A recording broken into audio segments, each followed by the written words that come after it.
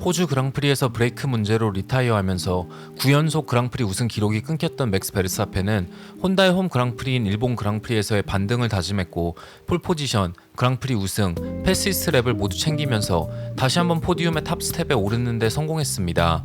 레드불은 베르스타펜의 그랑프리 우승과 세르기오 페레즈의 2등으로 다시 한번 원투를 달성하면서 그랑프리 최다 포인트 획득에 성공하면서 차량 문제가 아니라면 자신들의 독주를 막을 수 있는 팀과 드라이버는 없다는 걸 다시 한번 증명했습니다. 퀄리파잉에서 부진한 모습을 보여줬던 페라리는 뛰어난 전술로 드라이버 2명의 피트스톱 작전을 다르게 가져가면서 확실하게 3등과 4등을 챙기는 데 만족했고, 일본에서 페라리보다 더 좋은 레이스 페이스를 보여줄 거라 확신했던 맥라렌은 퀄리파잉에서 랜도 노리스가 3번 그리드를 차지했음에도 불구하고 포디움에 오르는 데 실패했습니다. 지난 시즌과는 다르게 4월에 열린 일본 그랑프리는 노면의 온도와 타이어 마모에 대한 데이터 부족으로 많은 팀들을 골치 아프게 만들었고, 소프트, 미디엄, 하드 타이어가 골고루 레이스에 쓰이면서 타이어 작전의 다양성으로 재밌는 레이스를 만들어냈습니다. 오늘도 전체적인 레이스 리뷰가 아닌 흥미로웠던 뒷이야기들로 영상을 만들었습니다. 호주 그랑프리에서 여분의 샤시를 준비하지 못했던 윌리엄스는 알렉산더 알본이 사고를 냈음에도 로건 사전트의 차에 알본을 태워 그랑프리에 참가시켰고, 사전트는 결국 자신의 잘못이 아니었음에도 그랑프리에 불참했습니다. 그리고 일본 그랑프리를 앞두고 사전트는 자신의 샤시를 돌려받는 게 아닌 알본이 사고를 낸 후 고쳐진 샤시를 사용하게 되었습니다. 그리고 FP1에서 사전트는 스핀하면서 크게 벽과 충돌했지만 다행히 샤시에 데미지를 입지는 않았습니다. 이에 대해 사전트는 샤시를 바꾸기 위해 다시 차를 분해하고 조립하는 건 너무 많은 시간이 걸리기에 알본의 샤시를 사용하기로 결정했다. 생각보다 잘 고쳐진 것 같다. FP1에서의 사고는 다 내 잘못이었다. 트랙에서 포지션을 잘못 잡았고 멍청한 실수였다. 절대 하면 안 되는 실수였다고 생각한다. 지난해 스즈카에서 낸 사고는 내가 무리를 하다 나온 실수였고, 이번 실수는 그것과는 완전 다른 실수이지만 차를 고쳐야 하는 메카닉과 팀 멤버들에게 미안하다라는 말을 했습니다. 이번 사고로 사전트는 이번 시즌 두 번째 기어박스마저 사용할 수 없게 되었습니다. 윌리엄스는 마이애미 그랑프리까지 여분의 샤시를 준비하지 못한다는 공식 발표를 했습니다. 한편 퀄리파잉에서의 뛰어난 원랩 페이스를 자랑하는 페라리의 샤를 르클레르는 폴포지션을 차지한 베르스타펜보다 무려 0.589초 뒤쳐졌고, 팀메이트인 카를로스 사인즈가 네 번째로 빠른 랩타임을 기록했지만 자신은 8번째 그리드에 만족해야만 했습니다. 퀄리파잉에 대해 샤를은 시즌 중 한 번쯤은 있는 부진한 퀄리파잉 세션이었다.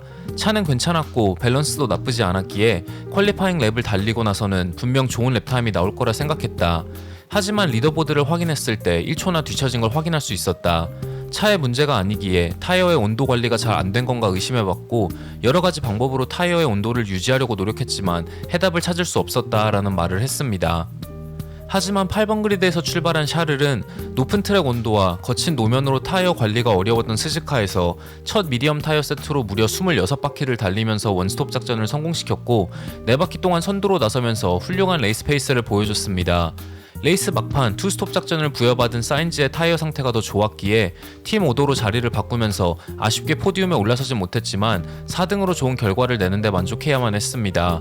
레이스가 끝나고 샤를은 팀은 완벽한 작전을 준비했고 타이어 관리도 잘 되었으며 레이스 페이스도 나쁘지 않았지만 8번 그리드에서 출발했기에 더 좋은 결과를 내지는 못했다.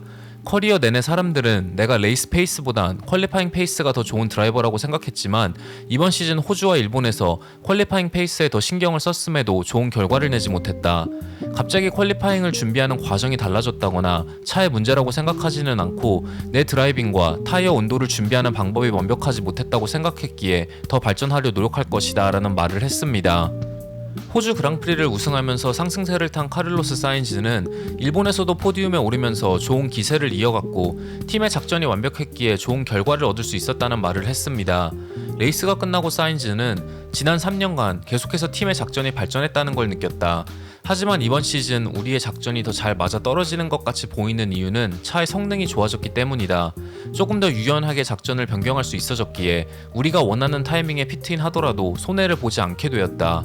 작년의 경우에는 타이어 마모를 도저히 제어할 수 없었기에 다른 팀들보다 타이어 수명을 더 길게 가져갈 수 없었고, 다른 팀들은 우리보다 더 단단한 타이어로 더 오랜 시간 타이어를 끌고 가며 우리의 작전을 봉쇄할 수 있었다. 팀의 작전이 안 좋았다기보단 작전을 성공시킬 수 있는 조건이 너무나도 까다로웠기에 계속해서 팀이 작전을 잘못 선택한 것처럼 보였을 뿐이다 라는 분석을 했습니다. 메르세데스는 일본 그랑프리에 업그레이드 파츠를 도입하지 않았음에도 불구하고 나쁘지 않은 퀄리파잉 페이스를 보여줬고, 루이스 해밀턴이 7번 그리드를 차지했지만 4번 그리드에 안착한 사인즈보다 겨우 0.084초 뒤처진 랩타임을 기록하면서 조금 더 발전된 성능을 보여줬습니다. 메르세데스는 셋업 변경으로 그동안 페이스에 악영향을 줬던 타이어 온도 문제를 해결했다고 발표했습니다. 메르세데스의 토토 wol프는 트랙의 온도가 올라갈수록 우리의 페이스는 떨어진다는 걸 확인했고, 결국 타이어의 온도가 문제였다는 결론을 내렸다. 후방 타이어와 전방 타이어의 온도 차이가 너무나도 컸기에 셋업 변경을 통해 후방 타이어에 걸리는 과부하를 해결하는 방법으로 이 문제를 해결하려 했다라는 말을 했습니다. 셋업 변경과 함께 메르세데스는 미디엄 타이어 2세트를 보존한 레드불과는 다르게 하드 타이어 2세트를 메인 레이스를 위해 아껴뒀고, 레이스 첫 번째 랩에서 나온 레드 플래그 상황에서 하드 타이어로 러셀과 해밀턴을 모두 교체시키면서 원스톱 작전을 노렸습니다. 하지만 러셀과 해밀턴 모두 하드 타이어로 페이스를 찾지 못했고, 타이어의 마모도 예상보다 심했기에 투스톱 작전을 할 수밖에 없었습니다. 결국 러셀은 7등, 해밀턴은 9등으로 레이스를 마무리했습니다. 레이스가 끝나고 울프는 두 번째와 세 번째 타이어 세트 페이스는 정말 좋았지만 첫 번째 타이어 세트 페이스가 레이스를 망쳤다. 타이어 온도가 너무 높았는지 아니면 우리가 무리해서 타이어를 관리하려 페이스를 희생했는지 알아봐야 한다. 원스톱 작전은 먹혀 들어가는 것처럼 보였지만 갑자기 페이스가 랩당 2초에서 2.5초 떨어지면서 앞서가는 차들과의 간격을 유지할 수 없었다라는 인터뷰를 했습니다. 한편 레이스 초반 팀메이트보다 앞서고 있었던 해밀턴은 팀 오더를 먼저 건의해 러셀을 앞으로 보냈지만 레이스 초반 입은 데미지로 순위를 전혀 끌어올리지 못했습니다. 레이스가 끝나고 해밀턴은 다른 작전을 선택할 수 있었는지는 모르겠다. 미디엄 타이어를 처음부터 계속 유지하는 방법도 있었겠지만 결국 페이스가 전혀 안 나오는 하드 타이어 2세트를 사용해야만 완주할 수 있었을 것이다. 레이스 시작과 동시에 샤를과 부딪히면서 차에 데미지를 입었고, 첫 번째 타이어 세트를 사용하는 동안 계속해서 심한 언더스티어로 고생했다. 그래서 팀 오더를 먼저 제안했고 러셀을 앞으로 보내는 선택을 했다. 하드 타이어는 별로 좋지 않은 레이스 타이어였고 오히려 미디엄의 페이스가 훨씬 더 좋았기에 레드불처럼 미디엄 2세트를 준비하는 게 옳은 작전이었을 수도 있다고 생각한다. 하지만 전체적으로 차의 페이스가 좋지 않았다라는 분석을 했습니다. 이번 시즌 깊은 부진에 빠진 비자케시의 말비의 다니엘 리카르도는 일본 그랑프리에서의 반등을 노리고 있었고, 퀄리파잉에서 Q3에 진출하는 데는 실패했지만 팀메이트인 유키 츠노다와 엇비슷한 Q2 랩타임을 기록하면서 어느 정도 페이스를 회복한 듯 보였습니다. 하지만 레이스 시작과 동시에 리카르도는 윌리엄스의 알렉산더 알본과 뒤엉키면서 사고를 크게 내며 리타이어했고 레드 플래그를 발동시켰습니다. 레이스가 끝나고 스튜어드들은 리카르도와 알본을 소환해 조사를 했고 리카르도는 페널티를 받지는 않았습니다. 이 사고에 대해 스튜어드들은 3번 코너에 진입하면서 리카르도는 스트롤이 자신의 왼쪽에 위치한 것을 확인했고 충분한 공간을 남겨두려고 했다. 그리고 바로 3번 코너의 에이펙스를 확인하면서 오른쪽에 알본이 있다는 걸 확인하지 못했다라는 말을 했고, 첫 번째 랩이기에 혼잡한 레이스 상황 도중 충분히 일어날 수 있는 사고라는 판결을 내리며 페널티를 부과하지 않았습니다. 하지만 만약 이 사고가 첫 번째 랩에 일어나지 않았고 안쪽에 다른 드라이버가 없었다면 충분히 페널티가 나올 만한 상황이었다는 설명도 추가했습니다. 사고에 대해 리카르도는 뒤에서 출발한 차들에게 스타트하자마자 집어삼켜졌다. 미디엄 타이어의 그립이 조금 이상했다. 앞서가는 차들은 아무 문제없이 스타트를 잘 끊었지만 치노다와 나만 그립이 없는 것처럼 보였다. 시작과 동시에 보타스와 훌켄베르크가 우리를 추월했고 난 치노다와 알핀 한 대에게 끼어서 트랙의 정중앙에 갇혔다. 이번 코너를 지나면서 무리하지 말고 포지션을 유지하자 마음먹었지만 스로틀을 밟자마자 차가 미끄러지는 걸 느끼고 스트롤과의 사고를 피하려 했지만 알본이 바로 반대쪽에 있었다. 알본이 의도적으로 바깥 포지션을 잡은 건지는 모르겠지만 소프트를 낀 알본의 그립이 훨씬 더 좋았다라는 설명을 했습니다. 사고에 대해 알본은 무리해서 리카르도를 추월하려는 의도는 아니었다. 단순히 바깥쪽 라인에서 압박하면서 3번 코너를 진입할 때 리카르도의 라인을 흐트려 놓으려 했고 이어지는 4번, 5번, 6번 코너에서 리카르도의 라인이 흔들리기를 바라고 있었다.